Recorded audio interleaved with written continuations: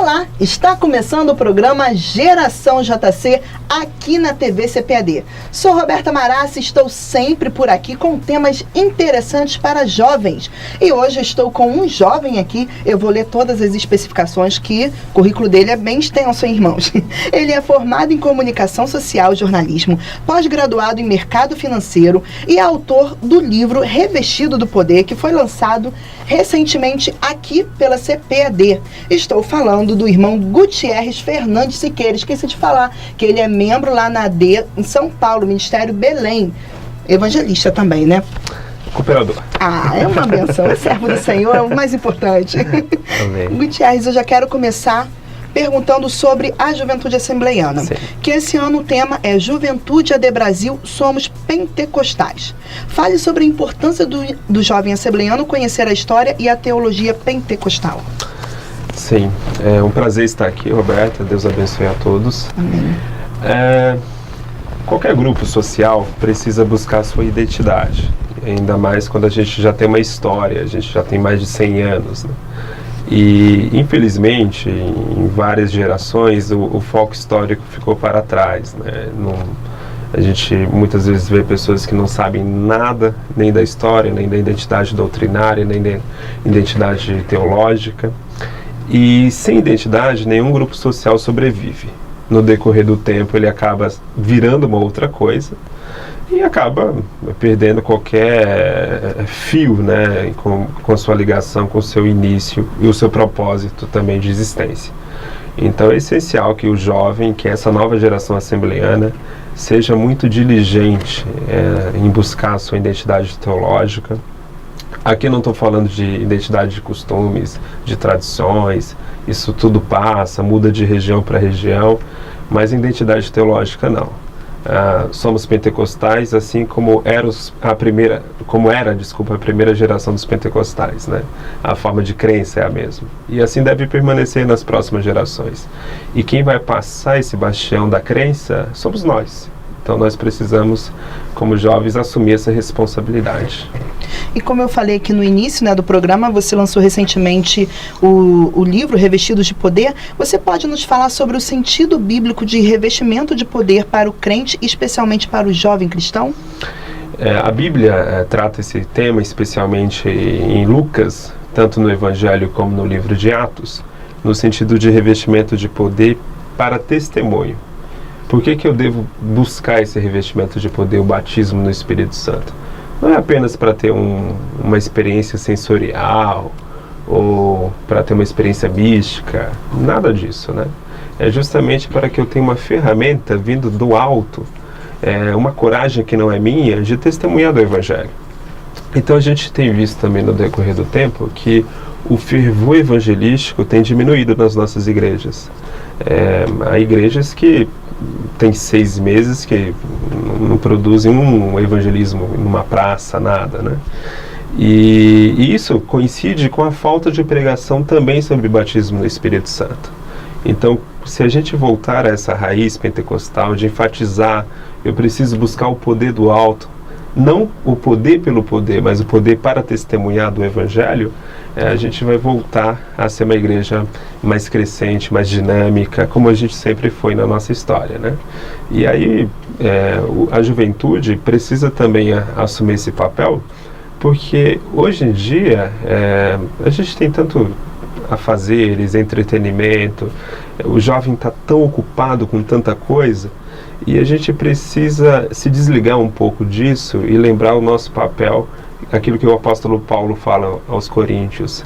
O jovem tem mais tempo do que uma pessoa casada para se envolver na obra do Senhor. E a gente não pode desperdiçar essa janela e fazer mesmo a nossa parte. A igreja depende muito da juventude. Sempre dependeu. Se a gente pensar mesmo no grupo de Jesus, dos apóstolos, você tinha Pedro, que era um homem velho, mas você tinha João, um jovem também. Jesus não deixou de escolher um jovem ali no seu meio, né? Então vamos assumir nosso papel nesse sentido também. E por que da escolha desse tema?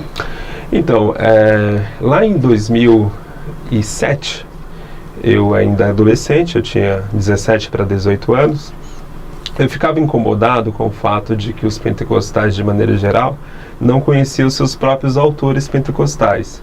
E naquela época eu já lia o Stanley Houghton, o pastor Antônio Gilberto, que faleceu recentemente, né, e outros autores brasileiros e estrangeiros, e via a riqueza da teologia pentecostal, e via também o tamanho do desconhecimento sobre essa teologia. Aí naquele período, eu estava começando a fazer jornalismo, estava no primeiro ano de jornalismo, e eu resolvi montar um blog, porque era a grande onda daquele momento, era os blogs e tal. E eu lembro, até li uma matéria na época, ensinando a como fazer um blog, seguir cada passo, mas ficou um ponto lá na matéria que eu nunca esqueci, que era, faça um blog sobre um tema que você ama. Aí eu já amava teologia pentecostal, eu montei esse blog, Teologia Pentecostal, que hoje tem endereço teologiapentecostal.blog, e comecei a trabalhar muito esse tema. O propósito era justamente fazer uma defesa da doutrina pentecostal, tanto para o pentecostal, para que ele conhecesse melhor a teologia do pentecostalismo, e para quem é fora do movimento pentecostal, que às vezes só conhece o movimento pentecostal pelo que ele vê em um vídeo bizarro na internet e tal, ou por um amigo meio louco que ele tem. E não, a gente tem um pentecostalismo sadio, e foi esse o propósito que eu queria apresentar ali no blog. E graças a Deus foi um blog que fez um grande sucesso aí na internet. Como você mesmo falou, já tem um certo tempo que você é blogueiro evangélico, né? Com um blog bem sucedido, relevante sobre teologia pentecostal. Que dicas que você dá aos jovens para usarem de forma criativa e relevante as redes sociais? Pois é, tá aí talvez o maior desafio hoje da juventude. É lembrar que eu preciso ter um comportamento na rede social, o mesmo comportamento que eu tenho na rua, em casa, na escola. Rede social é apenas um outro espaço de interação e de comunicação. Embora não seja um espaço físico, mas é um espaço que eu preciso ter o mesmo cuidado do espaço físico, né? Então, e outro cuidado que deve ter é a questão da futilidade mesmo, de se importar com coisas bobas, pequenas. Há espaço para o humor, há espaço para o entretenimento, sim. O brasileiro é muito criativo nessa parte, o brasileiro adora memes, essas coisas. Tudo bem, não tem problema nenhum, mas se a minha vida na internet só se resume a isso é muito ruim. Pensando mesmo em alguém que é cristão e que tem uma missão muito nobre, que é transmitir o evangelho, né? Então, em primeiro lugar, eu preciso me comportar bem na rede social. Há muita violência na rede social, né? Há muita discussão boba. Então, a gente precisa ser mais moderado também nesse sentido, né? E outra coisa que na rede social é necessário tomar cuidado é com a exposição da própria vida, do corpo, né? Então, tudo isso... por que eu não exponho meu corpo na rua e na rede social vou expor, né? Então, tomar cuidado com isso. Eu tenho mais algumas perguntas para lhe fazer, mas eu vou fazer daqui a pouquinho, depois do intervalo. Não sai daí, não. Enquanto eu te adorar. Rafael Dias, a nova voz de adoração. Já o seu CD Além do que Imaginei, de Rafael Dias, disponível no 0800 021 7373, no cpad.com.br ou no iTunes. CPAD Music, o som da palavra.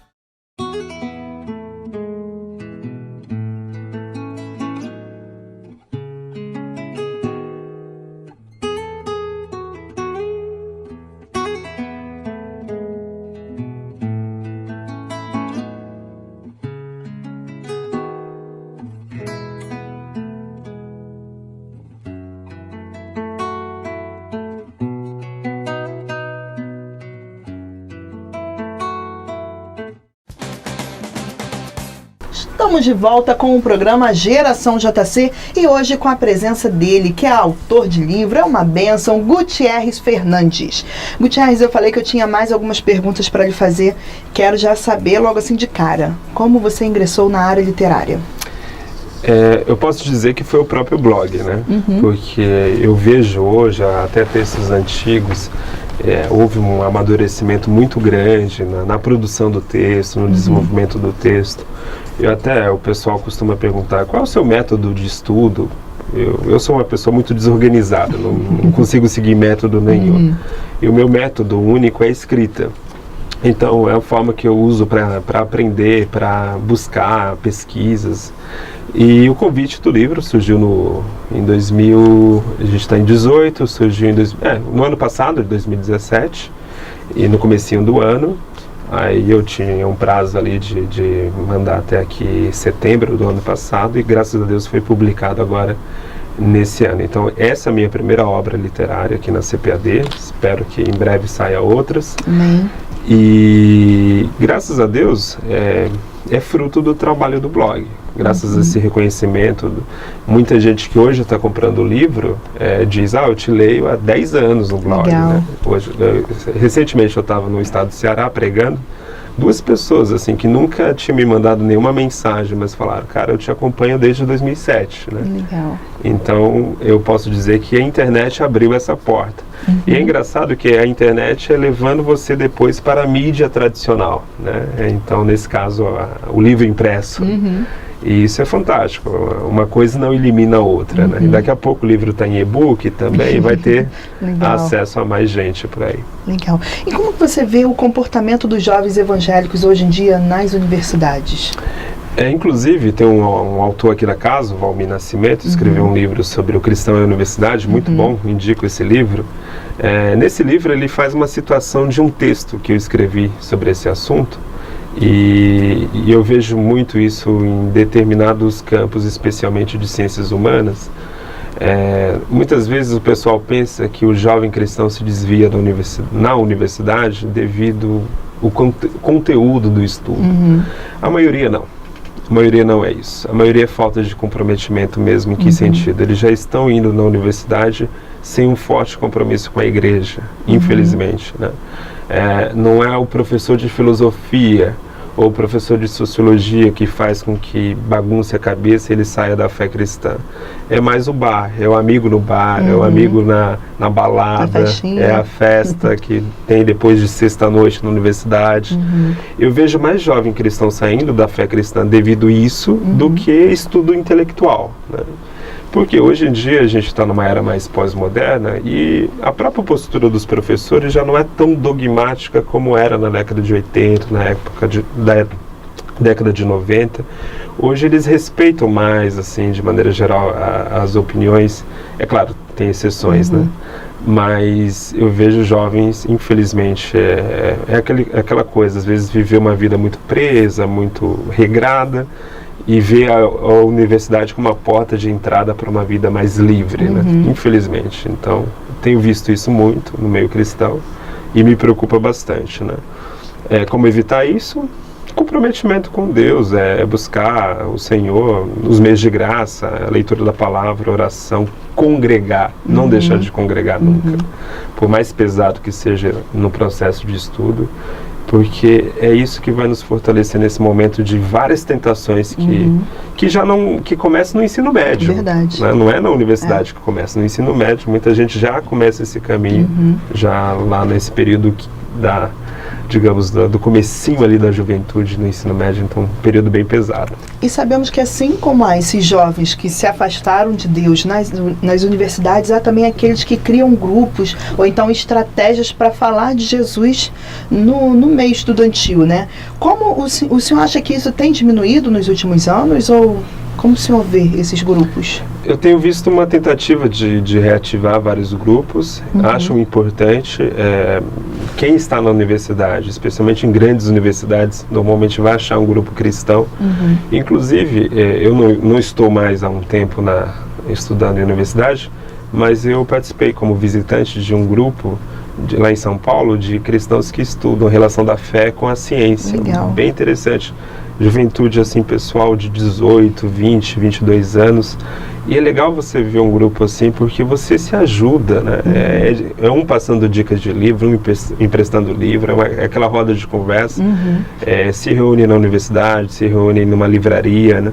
Então, quanto mais eu me envolver com a comunidade cristã, seja a minha igreja local ou algum grupo que envolva outros jovens, vai fazer bem. Então, se você puder, e se não tem na sua faculdade, que muitas vezes não tem, monte, porque com certeza evangélico ali naquele meio. Escondido, né? Escondido, às Aquele vezes. 007.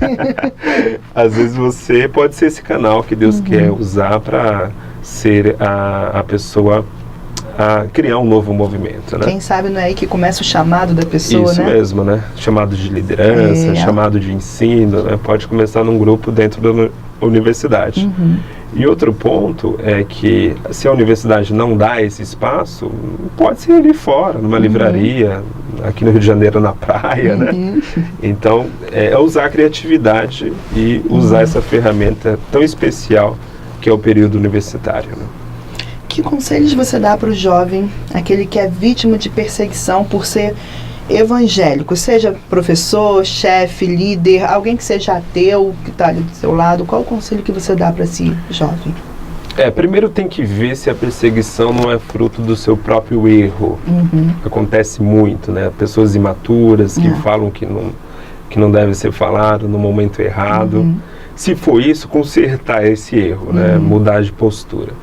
Se não, você está realmente vivenciando o Evangelho e tem sido perseguida por isso, é aquilo que Jesus aconselhou, é perdoar e orar. Né? Não há um outro caminho, não há como a gente mudar o coração das pessoas. Há muitas vezes no universo evangélico a ideia de que se a gente apenas falar as palavras corretas, um discurso correto, as pessoas vão mudar, como se o homem fosse apenas célebre. Mas não. Às vezes, por exemplo, uma menina cristã está sofrendo perseguição de uma feminista radical, vamos pensar. Mas às vezes essa feminista é feminista radical porque realmente lá atrás ela sofreu muito num relacionamento, né? Ou foi abusada por um pai, por exemplo. Pode acontecer. Então talvez o caminho aí, mais do que argumentar na questão racional, no discurso, é a empatia, se aproximar da pessoa, entender por que essa pessoa é tão assim revoltada, por que ela seguiu essa linha, por que ela tem um ódio tão grande de Deus, por que ela foi pro ateísmo, será que não tem alguma coisa por trás disso, ou é uma modinha, ou tudo isso, né? Então, esse é o caminho que o cristão deve pensar em todos os lados da questão. Ok. Eu vou perguntar agora algumas dicas aí na área financeira, mas daí no próximo bloco. Não sai daí não, hein? Você não pode perder essa parte.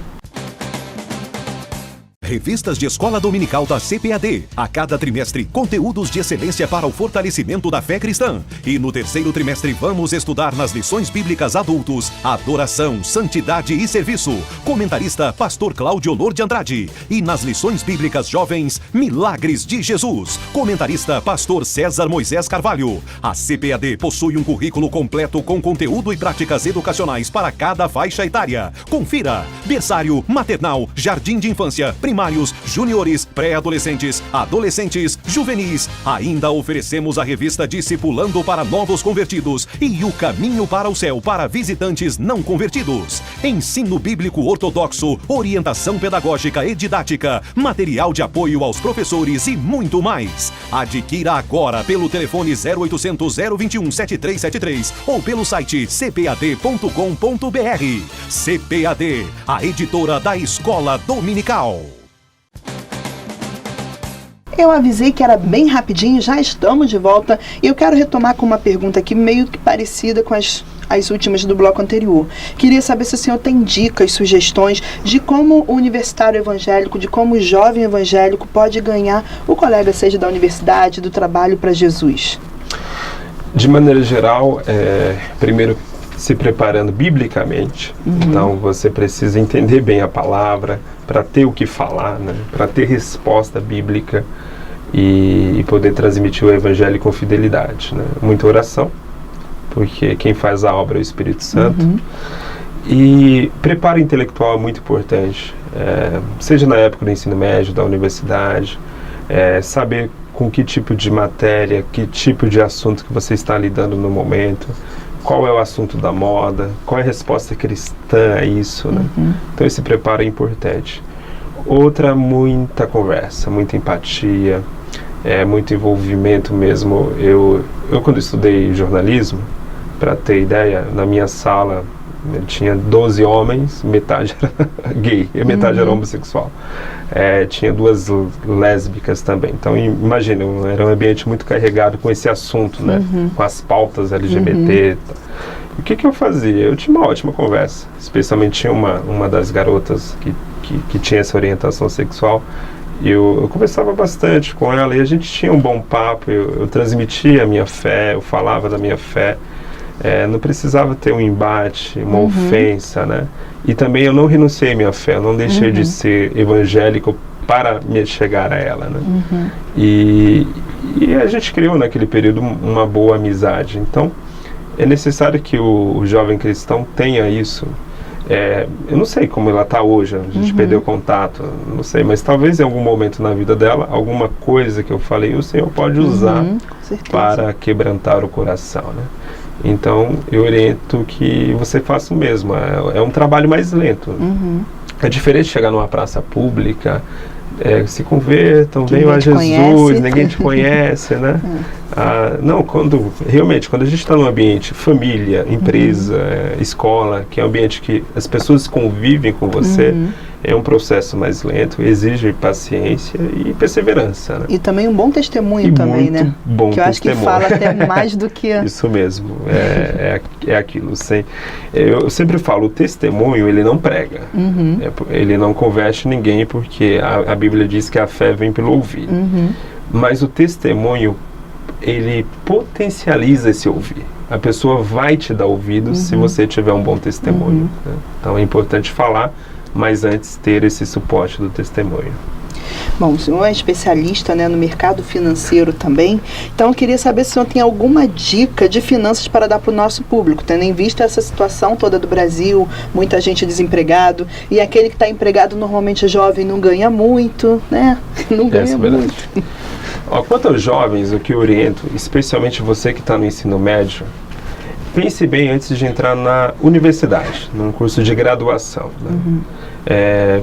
Pense se não é melhor entrar num curso profissionalizante, por exemplo, porque são cursos mais rápidos, de 2 anos, normalmente, e você já pode sair dali empregado. O Brasil está criando uma tendência agora com esse período de desemprego. Quanto mais jovem a pessoa e ainda não tem experiência, é o grupo que mais sofre com desemprego.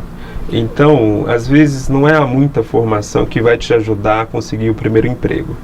Conseguindo o primeiro emprego, aí você pode realizar o sonho de entrar na universidade, né? Especialmente porque esse tipo de emprego, às vezes, tem um período aí, são 6 horas por dia, dá para conciliar com o estudo, né? Então, é uma dica que eu deixo. Tem muito jovem entrando especialmente em ciências humanas, e depois quebra a cabeça com isso. Isso aconteceu comigo. Minha mãe dizia, cuidado com o jornalismo e tal. Eu, graças a Deus, não passei muito tempo desempregado.